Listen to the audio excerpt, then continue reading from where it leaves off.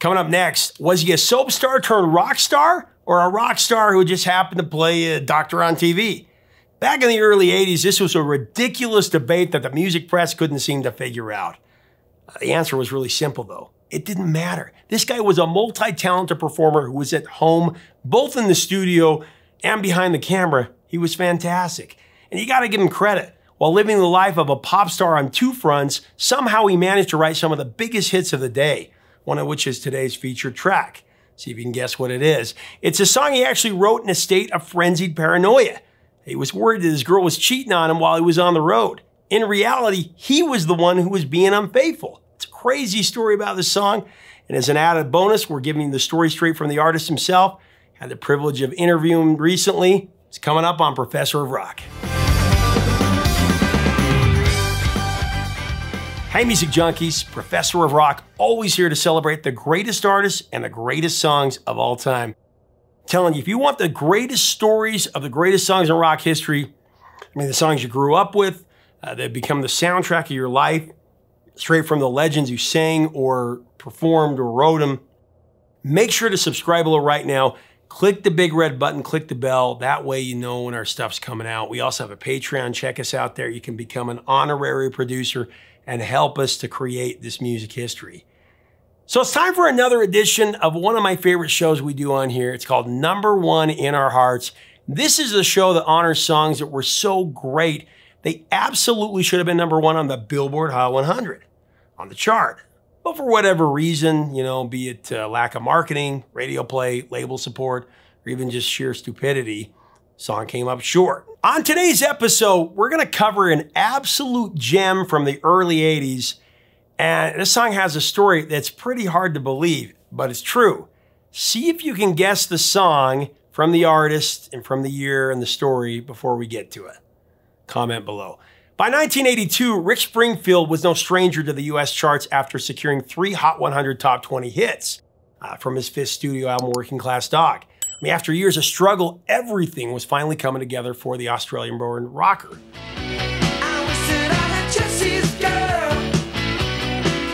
So in the midst of recording his breakout album, Rick Springfield was cast as the young and eligible Dr. Noah Drake on the popular daytime soap opera General Hospital.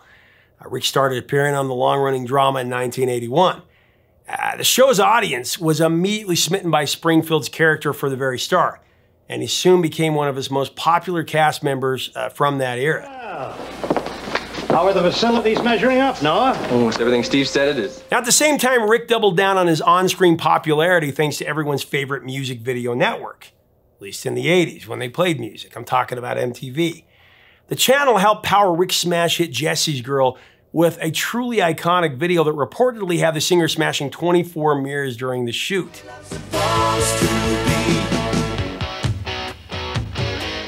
Man, that was one of the biggest videos of the early 80s. Jessie's Girl was without a doubt Springfield's 80s breakthrough hit. It won him a Grammy for Best Male Rock Vocal Performance. But that wasn't all. Another cut from the album, I've Done Everything for You, that also became a smash hit. This song was written and performed by Sammy Hagar, and he released it as a single back in '78. But when Rick got his hands on it, he took it to number 8 on the Billboard Hot 100. Another big hit. He was a music video star.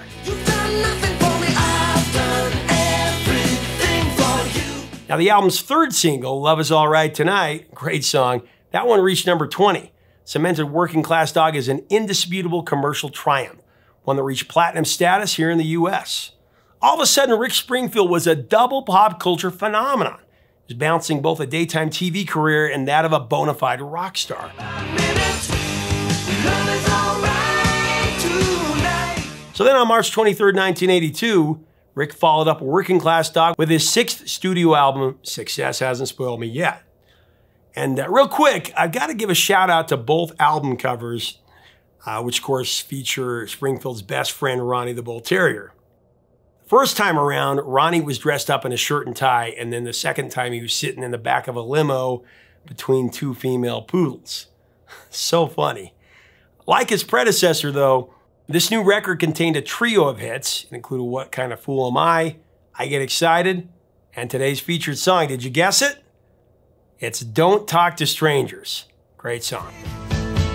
Tell me what kind of fool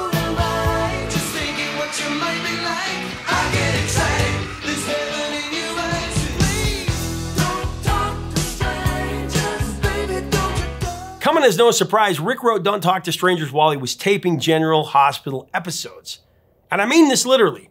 At the time he was working on this album, Rick was in the middle of an insanely hectic schedule that had him shooting during the week and performing concerts on the weekend. This is crazy, listen to this. So recounting the episode, Rick said, "I'm filming General Hospital, a show that is now drawing 12 million viewers a day, 5 days a week. Then I'm jumping on a plane Friday night and flying out to meet my band in some part of the US, playing a show that night. Then I fly to another city Saturday doing another show, flying to a third city on Sunday, doing a show. Then I get up at 3:30 Monday morning to catch another plane back to LA in time to walk onto the set at ABC for the next week of General Hospital." Insane. It was madness. And adding to it, Rick was also on the phone doing radio interviews during his lunch hour and also when he finally would get home at night. This pop star was doing like 18 hours a day, 7 days a week nonstop, only breaking for a little bit of sleep. In his words, it was a brutal schedule. So where did Don't Talk to Strangers fit into all this? According to his biography, Late at Night, he wrote the song and others in his dressing room during breaks between General Hospital scenes. There he kept a keyboard and a guitar and a tape recorder at the ready so he could write whenever he wanted. I mean, this guy had to be superhuman. Somehow through it all, he managed to write more than enough songs for the new record, if you can believe that. Now, when it came time to play his demos for his producer, Keith Olsen, the two worked together to pick out the best ones. Only in Keith's opinion, that list, it didn't include Don't Talk to Strangers. He really didn't like it.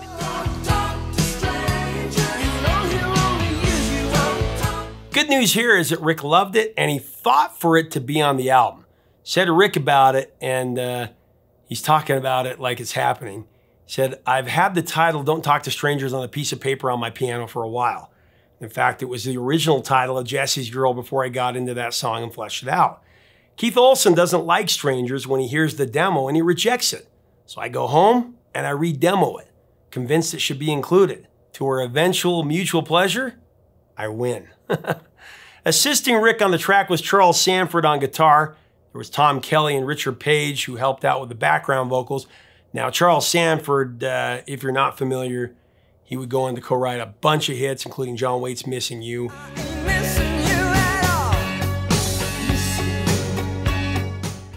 Tom, of course, would work with Billy Steinberg on lots of #1 hits, including Cyndi Lauper's True Colors. See your true colors shining through. Of course, Richard Page found big-time success with his band Mr. Mister as the lead singer. So there's some big names tied to the track. Take these broken wings. Now, considering his schedule, Rick didn't have a lot of time to spend in the recording studio. So he really had to rely on Keith to shape this album. Probably more than he wanted to. But when Rick heard the finished mix of the album, particularly Don't Talk to Strangers, he was ecstatic. He said, and I quote, "It sounded like a freaking hit."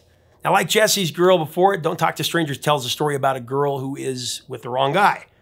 Only this time in a new context. This time, Rick and the girl are actually together. However, now other guys are trying to win this girl over, and rumors are flying about what's going on. The song is filled with an unmistakable air of paranoia.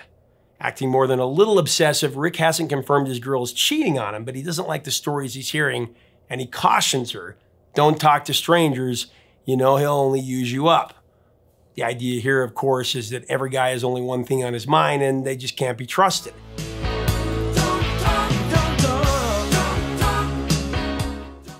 Now, Rick, for his part, he's admitted that he's talking from experience with this one. As he's recounted in his memoirs and in multiple interviews, Don't Talk to Strangers was written about his then-girlfriend and future wife, Barbara Porter.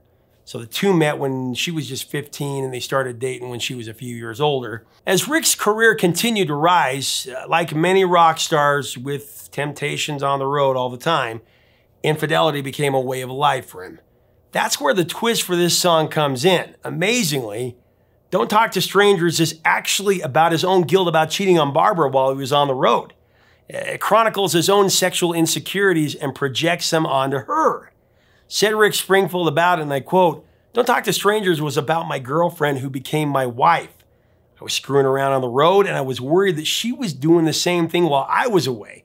So it was my paranoia to her. I'm getting laid, but don't you do the same thing because it really upsets me. I mean, how crazy is that?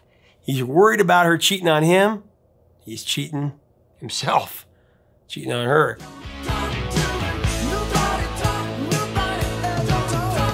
Rick goes into his extracurricular activities in pretty blatant detail in his autobiography, which is a must-read late at night. I'll link to it below, one of the best rock biographies out there. So you can get the rest of the story there. But suffice to say, Rick was consistently doing to Barbara exactly what he feared she was doing to him. But credit Barbara as a saint. Even after she found out, what was going on, she stuck by Rick and she helped him turn things around. Before her, the thought of marriage had never really crossed Rick's mind. But in 1984, the two got married and they had a couple of kids. And though it was a rocky road, the couple have stayed together ever since. One of the longest marriages in rock and roll history. It's like 150 years in regular years. All right, so with that as a way of introduction, let me turn the story over to Rick, whom I had the privilege of interviewing a few years back. Here's what he said about the song. Now, as we get into this interview, I do want to thank our sponsor, Zenni Eyewear. Tell you what, beat inflation at our info button right up here to get the best prices on prescription glasses. You won't believe the quality of the frames, and you get to design your own look and see how they look on you before you buy. Go to this link right up here, this info button, the link below, and get your own pair. Here's Rick.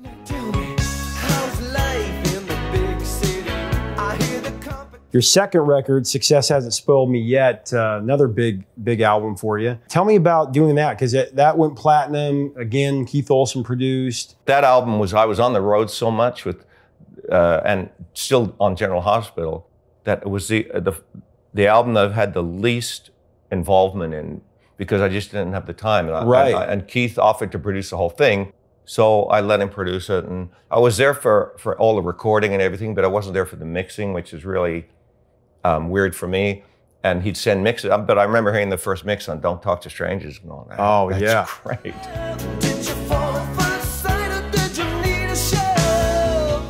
Well, that was the original title of Jessie's Girl, believe it or not. Really? Yeah, I have it written in the margin of the song and crossed out. But I always liked the title. I always liked those, like Lenny used to take kid things like Oompa Oompa, Sick-a-Dippa Jumpa, and put it on a song, in a song, and put all the old things he remembered as a kid. And I always loved that. And Don't Talk to Strangers was one that always stuck in my head. And I thought would make a great title because it could be, turned to mean adults, which I did mean in that.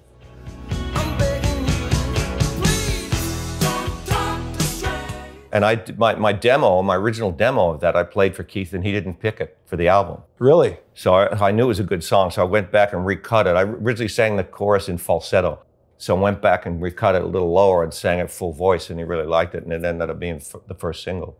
When it went to #2, it was for 4 weeks, and it was behind Ebony and Ivory. I know. Remember that? If I'm going to be kept out of #1 by anyone, of course it should be Polly. I know. That's great.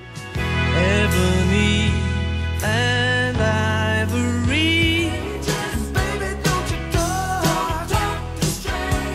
Yeah, I'd split up with my girlfriend, who actually happens to be walking around here, is now my wife. And you met her, she was a receptionist, right? Yeah, yeah. A lot of the first songs were about her, actually. Yeah. Except Done Jessie's Girl, because that was before I met her. But the second album certainly is about her.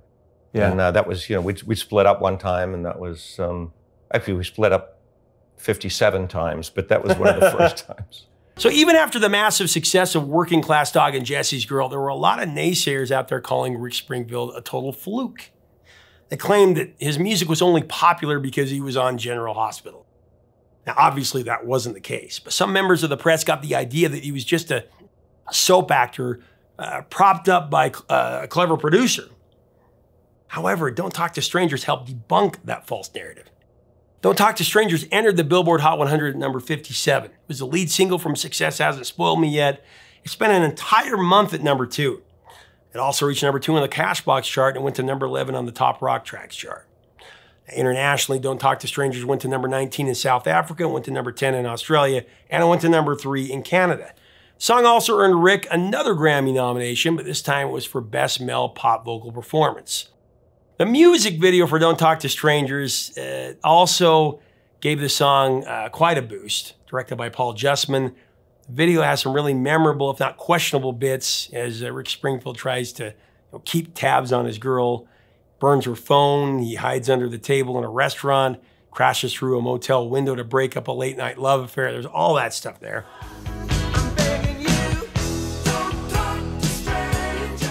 Rick Springfield goes all out on this one, turning in one of the ultimate stalker performances, which, speaking of stalkers, that was a subject I'm sure Rick had to deal with himself. Being both a rock star and playing a doctor on daytime television, fans and girls in particular, they were always chasing him around. According to Rick, mobs of young girls were there wherever he went. Concerts, record signings, radio and TV appearances, he just couldn't escape them. One of the big idols at that moment. I should say teen idol, but he wasn't a teen. If you can believe it, people had trouble separating fiction from reality when it came to who he was. Rick recalled one time, people's confusion about who I really am is highlighted for me when on a plane trip to New York. There's a mid-flight request over the intercom for a doctor. The whole cabin is looking at me. I want to jump up and say, guys, it's an effing TV show. But the confusion didn't stop there. Rick on occasion was also mistaken for another big name rocker, talking about the boss, Bruce Springsteen. Besides having the same last name or similar last name, Springfield Springsteen, singers were also born a month apart. They both ran in the same musical circles. They even went head to head in the Grammy with Jessie's Girl Beating Out the River. And then later they also had a top 20 hit called Human Touch.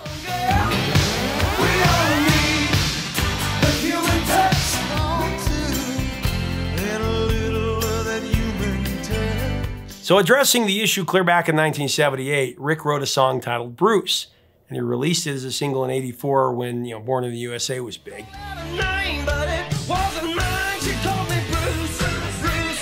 The boss never wrote a song about Rick that I can think of, unless you think Ricky Wants a Man of Her Own is about him. That's when it's actually about Ricky Lee Jones. But all in all, Rick laughed off the confusion, saying, and I quote, "I like Springsteen a lot, so I wouldn't take offense at such a comparison. I get a lot of people who call me Bruce, but I don't suspect he'd get anyone calling him Rick." So self-deprecating. So 2 more singles were released from Success Hasn't Spoiled Me Yet. The number 21, What Kind of Fool Am I? And the number 32, I Get Excited. Unsurprisingly, the record went platinum, and Rick was riding high from there. His '83 album, Livin' in Oz, that also went platinum. It featured the number 9 hit, Affair of the Heart.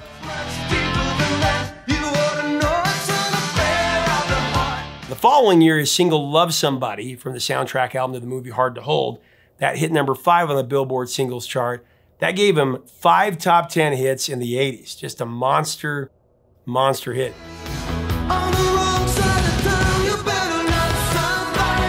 By this point, Rick had solidified his place as a preeminent power pop artist, no doubt about it. But after years of seemingly non-stop live performances, grueling tour schedules, and recording hit albums, Rick Springfield took a time out.